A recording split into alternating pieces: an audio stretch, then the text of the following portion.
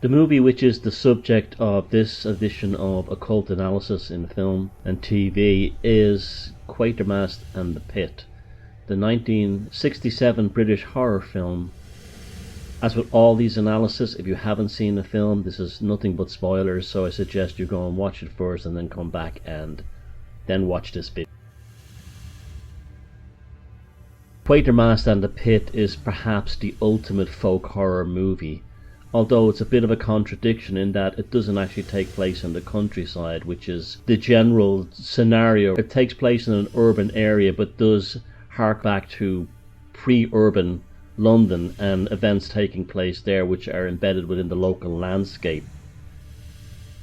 The film is based on a book written by Nigel Kneale, who in terms of folk horror would probably be considered to that genre what Picasso is to Cubist painting. The film is absolutely magnificent. It was one of the first films I've seen as a child that left a profound impression on me and definitely frightened me.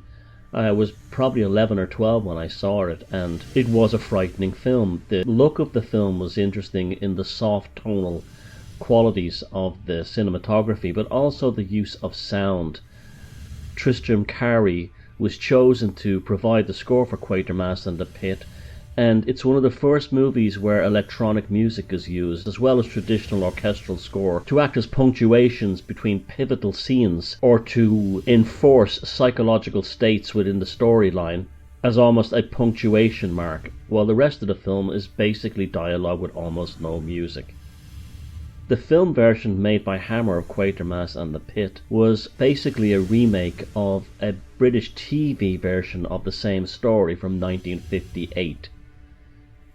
Although, for many reasons, the film version is by far superior to the TV version, which is still worth watching in its own regard. In the United States, the film is also known as 5 Million Years to Earth. This science fiction horror film from Hammer Productions was a sequel to previous Hammer films, The Quatermass Experiment and Quatermass 2, which were also based on the BBC television versions. This movie was directed by Roy Ward Baker, and cast included Andrew Kerr as the definitive Professor Quatermass, James Donnell as Professor Roney, and Barbara Shelley as Barbara Judd. The rest of the movie has a cast of British character actors seen not only in Hammer films but many other productions of the era.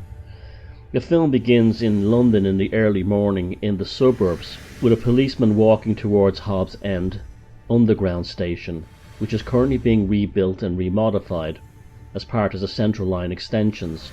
Then it cuts to a scene of workmen digging out tunnels for the underground railway extension, with workmen loading mud and other debris into a conveyor belt. A skull is found by one of the workmen, an almost jovial scene, to eventually another workman with a pickaxe digging out a full skeleton of a proto-humanoid behind a mud bank. This discovery leads to archaeologists who arrive on the scene and eventually an archaeological press conference. Professor Roney, who's the chief archaeologist, is having difficulty keeping the dig open because the public transport people want to continue on with the work extending the station. Roney determines that he's found the skull of a proto-humanoid millions and millions of years older than what the Darwinian standard scientific timeline decrees. He has also, in a remarkably short space of time, built a full-scale model of the ape man, and then they stumble upon another object, appears to be made of metal, believing it to be a World War II bomb. Now, the use of psychology here in the scenes is very powerful. Rather than the audience being patronised or explained to that there's a bomb being found, there's simply a pause, a musical punctuation, and then it cuts to a sign being put there that a bomb disposal team is arriving in Hobbs End's underground station in order to detonate and remove a World War II bomb from the Luftwaffe. The bomb appears very large and is based on a real bomb that the Germans dropped on London called a Satan bomb. However, it appears to be made of an unknown alloy. It almost seems ceramic. Then cut to a scene where Andrew Kerr appears as Professor Quatermass, having his usual argument with the establishment, often represented in these films by both bureaucrats and the military. We're being told that moon bases are going to be built on the moon and Mars as part of the Cold War conflict. Quatermass gives a speech on the nature of science being used for evil rather than good.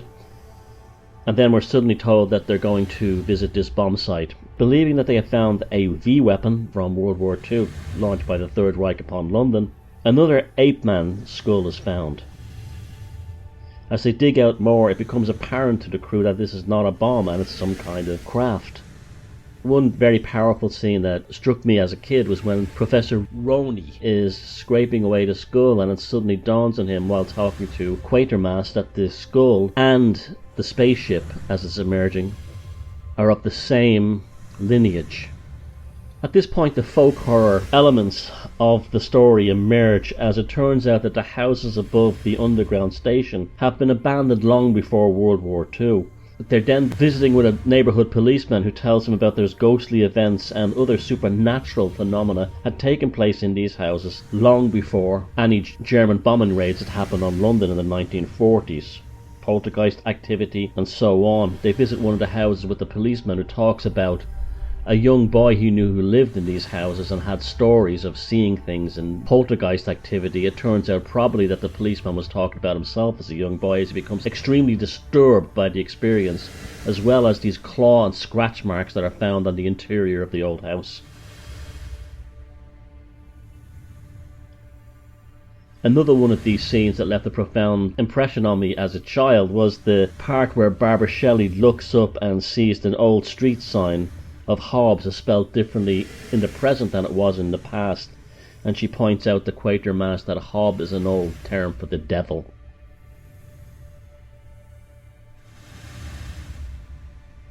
We then go back to a scientific lab where skull shapes are used to determine a scientific analysis. The rationale behind this scene becomes apparent later on in the film. At this point, it's just used to interject paranormal ghost stories before the underground dig began.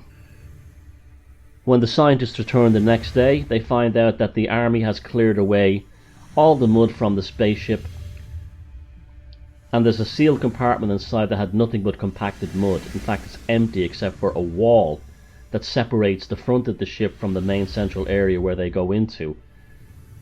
While Quatermass and a soldier are examining the wall, he wipes away mud to reveal a magical symbol on the wall of the sealed compartment, which is a pentagram. Quatermass then leaves, and the soldier who's left alone has a vision of a being or an entity which moved through the wall, which moved out of the sealed compartment of the spaceship.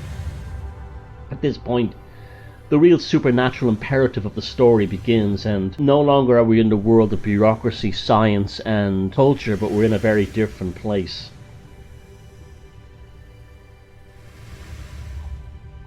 Further research of the history of the surrounding neighbourhood of Hobbs Lane confirm the paranormal and other ghastly events which have taken place there.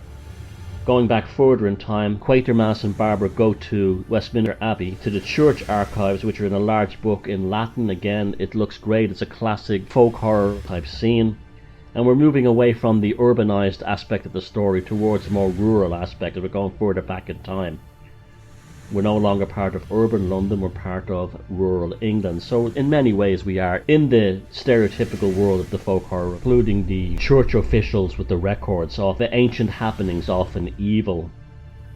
The church record mentioned that when the forest was being felled by charcoal burners, they saw devils and goblins, and the place had an ancient troubled history, according to as far back as the Romans.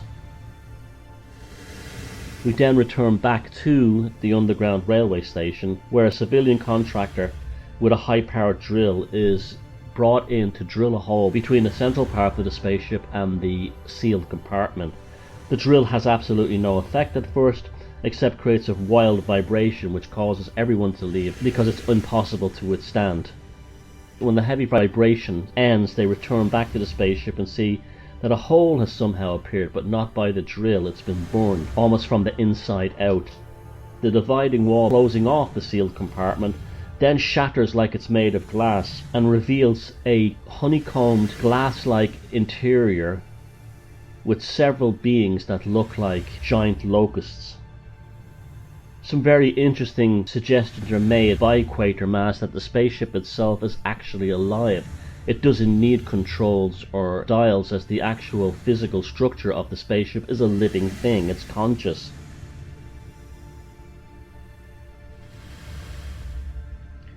Upon removing these locusts and studying them as they're rapidly decaying, Quatermass mentions how they look so similar to the gargoyles seen on old churches, and where does this image come from?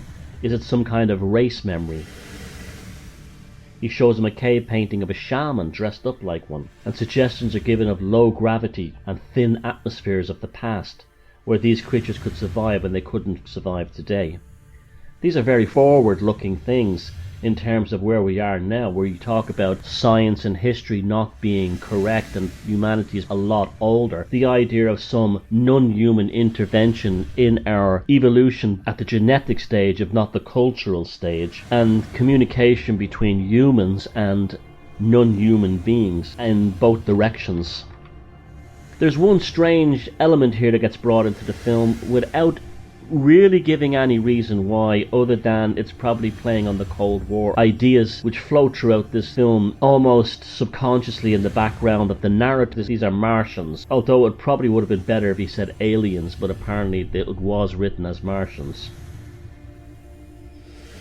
Another almost forward-thinking idea is that Quatermass suggests that these beings came to Earth from Mars because of climate change. The story is then leaked out to the press somehow, and we have a media sensation, and the government are enraged. Quatermass is called to the Ministry of Defence offices and is giving a talking down to by a senior civil servant. Quatermass then continues to outline his thesis that these are Martians who came to Earth, and the reason why the proto-humanoids were found next to them was that they were involved in genetic engineering, possibly because Mars was dying and they needed a new planet. The aghast public servant is shocked by this suggestion that proto-human beings have been taken back and forth between the Earth and Mars to develop them so a Martian race can survive, as he called it, a colony by proxy. The general then announces a very plausible theory of his own, that it is a World War II Nazi propaganda weapon. I mean, this film really does have everything. We have even the magical hexan concepts of World War II also brought into the story. In this sense, it really is the ultimate folk horror film because it has absolutely everything. The civilian contractor who operates the high-tech drilling machine goes back that night as the work crews are leaving the site, as well as the military, and he's packing up his drill, and then something happens inside the interior of the spaceship. Anti-gravity effects, which are special effects, are done very, very well, I must say, as both he plays the part brilliantly as being almost weightless, while ladders and other pieces of equipment float and dangle around him as the wind blows pieces of paper and everything. You can really feel the sense of energy, the sense of power and force coming from the spaceship. He runs out into the streets, staggers through London, causes mayhem by anything he comes into contact with, creating these poltergeist-like effects, and then, of course, in the classic folk horror manner, he ends up in a old English church, and there is your ubiquitous Presbyterian vicar, but this one is also having his faith challenged by the psychological and emotional condition of the contractor who arrived outside his church. He tells Quatermass that he was subject to spiritual evil. Quatermass then asks him what happened. What did he see? What was his visions? And he talks about beings leaping and jumping, and then saying, "I knew I was one," suggesting that these creatures were his ancestors.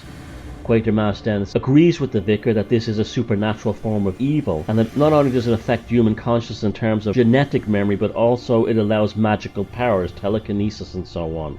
Beautifully shot scene while he's saying this. In the background is a crucifix right over his shoulder. We then cut to another scene back in the makeshift lab. Roni is having his memories read by a computer which creates pictures on the screen. Quatermass attempts this experiment by putting the apparatus upon his head. It has no effect. However, Barbara begins to have visions. The fabric of reality around them inside the makeshift lab, which has been constructed for this purpose inside the underground station, begins to deteriorate, and Barbara even levitates at one point, having to be held down by Roni and Quatermass. They successfully record her neurological visions on the videotape, and they bring them to the Ministry of Defense to show the senior civil servants and the military top brass. What they see is a ritual slaughter taking place on Mars 5 million years ago of locusts who were seen to be genetically different or genetically inferior to the ruling class of locusts. So we're playing on the idea of genocide. Remember, this film had only been made 20 years after the horrors of the Holocaust would have come out.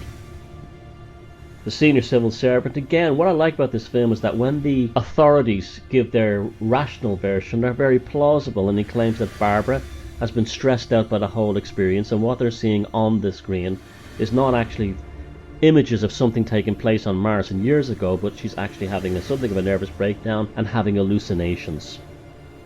In order to push the narrative that this is a German propaganda weapon from World War II, a press conference is held and controlled by the Ministry of Defense inside the underground station. The commanding officer, an individual called Brian, has another of his many altercations with Quatermass about the stupidity and danger of this, and also the fact that it's clearly not a German machine. While this altercation is going on, Barbara is drawn to the spaceship. "It's coming alive," she says. Then another cut to the folky aspects of it. We go to a pub where people are watching a live broadcast of the unveiling of the German propaganda weapon, as they're being told. And there's one great line where someone in the pub says, "People don't believe anything anymore until it's on TV." Again, this will become apparent towards the end of the film why this line was interjected. During the live broadcast, everything fails. And this theme of television being used to control the masses was also put forward by Keneal in his script for Halloween 3 Season of the Witch, made by John Carpenter, which I've also reviewed on this channel. As the spaceship comes alive, supernatural chaos is unleashed in and around Hobbs End Underground Station. You can actually see one very well done part where the spaceship develops almost a skin and we can see blood vessels pulsating inside it. Then the commanding officer, Brian, is drawn to the spaceship subconsciously, essentially sacrifices himself to it as it harvests his life energy. At this point, the chaos and supernatural maelstrom around the underground station is now spreading all out through the central London and beyond.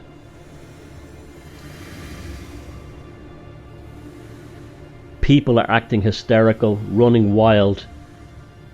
Strange winds and other forces are being unleashed, screaming hysteria. Quatermass and Roney end up in the same abandoned pub. Roney is helping Quatermass to come out of this trance that he himself and many in London are now in. Roney mentions that he's immune to it for some reason. And this is a very clever aspect in the story, that although the majority of humans appear to have been a product of Martian DNA experimentation and crossbreeding 5 million years ago, not all humans are, and some do not have the Martian DNA in them, and Roney is indeed one of them. There's a social and cultural undercurrent to this, in that weak men being compliant. And among these masses who are killing humans who do not have the alien DNA are these groups of men who are almost like the Men in Black. They simply just destroy people by looking at them. And London is falling to pieces. The social fabric collapsing through mass murder and killings, but also buildings are literally dissolving. Reality is being rebuilt in real time, as those who contain the alien DNA are developing something of an alien Ubermensch.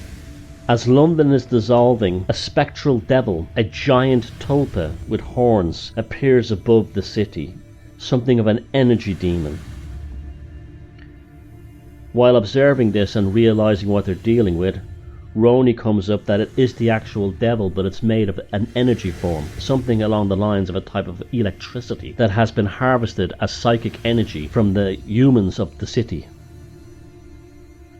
He then mentions that the element of iron is the enemy of the devil. Barbara comes back into the storyline, and she's also in a trance her alien DNA being activated as she's moving towards the giant electric or plasma demon, completely possessed, while Roni climbs the crane. Finally, for some unknown reason, Roni, at the end of the crane, sacrifices himself into the energy demon as the foundations of the crane collapse, perhaps using his own repressed psychokinesis. And London is saved. The film ends with the credits rolling. Quatermass and Barbara are there among the devastation, and a very poignant end to a remarkable film. What the film is also telling us on many levels is the subconscious doubt we all contain within us, or many of us contain within us, that somehow that we're not being told the full story of history, that the evolution of humans is far more ancient and far more complicated than just mere survival of the species. Memories that are unleashed when we approach ancient sites, ancient graveyards, ancient churches. You've seen in my other recent video on St. Winifred's Well on this channel that a psychometric aspect is contained within the fabric of the landscape and also in the structure of the buildings that speaks to us through the language of culture. It's almost as if the culture of the folk horror aspect is the software that allows us to translate between the magical or the supernatural aspects of the landscape or a location and our own consciousness. This concept is throughout Quatermass and the Pit. That the modern man is vulnerable to forces outside his control, but he can understand them through things like culture and science, when science accepts that what it really is magic. And this is what Quatermass represents, and so does Roni to a certain degree. Quatermass and the Pit is such an inspirational film that it's launched numerous Doctor Who storylines, and it was clearly an inspiration in the 1985 film Life Force, based on the Colin Wilson novel The Space Vampires. The same theme and ideas are contained within both. The film is one of these films you can watch for the sheer joy of watching a film, analysing the script, thinking about it, the sheer pleasure of the music score, as well as the almost gorgeous subtle cinematography, along with the outstanding performances by the actors. Again, it took place in 1967. This would have been around the time when British society was changing also. It was kind of going through that metamorphosis. The Beatles, Sgt. Pepper's and similar things were happening at that era. The likes of John Lennon with a song like Strawberry Fields Forever would have been a kind of shamanic attenuator of the time. Quatermass and the Pit, absolutely one of the best science fiction horror films ever made, and despite not being located within a rural area, deserves a place of honour among the folk horror milieu.